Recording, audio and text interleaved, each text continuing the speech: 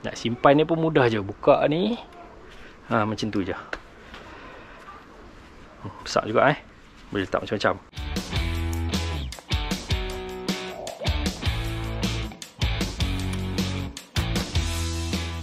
Okay, ni aku nak berkongsi berkenaan dengan satu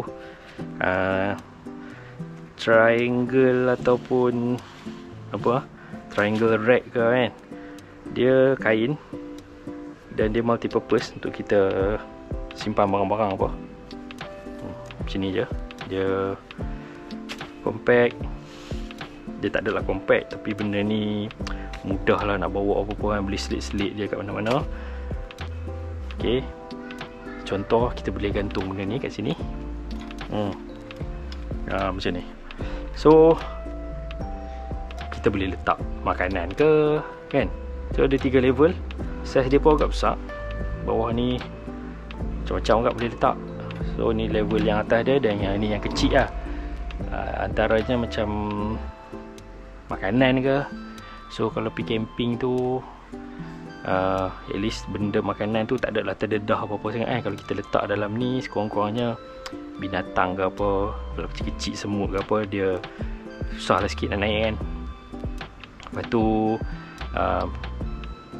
boleh juga letak macam pinggan, mangkuk yang kita dah pergi camping, kita cuci basah-basah, kadang-kadang tak ada lap pun, sudu kan pun. Jadi kita letak je dekat sini, at least kalau tengah panas tu dia akan kering. So kalau boleh basah pun benda tu akan menitik dan dia akan tak ada lap takung kan. So kalau nak kata nak letak baju boleh, nak gantung dalam kemah boleh. Benda ni multi purpose jugalah. Cuma belah semua ni dia tutup, dia ada kawasan je yang dia terbuka, dia tak ada penutup lah, dia memang terbuka macam ni lah.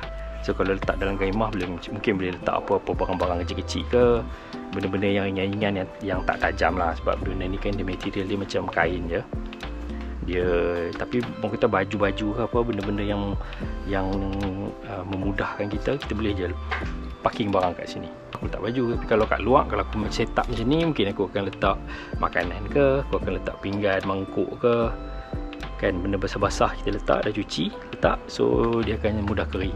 Kena angin apa semua. Nak simpan ni pun mudah je. Buka ni macam tu je. Besar juga boleh letak macam-macam. Ringan saja. Aku share link dekat bawah, hampa boleh tengok.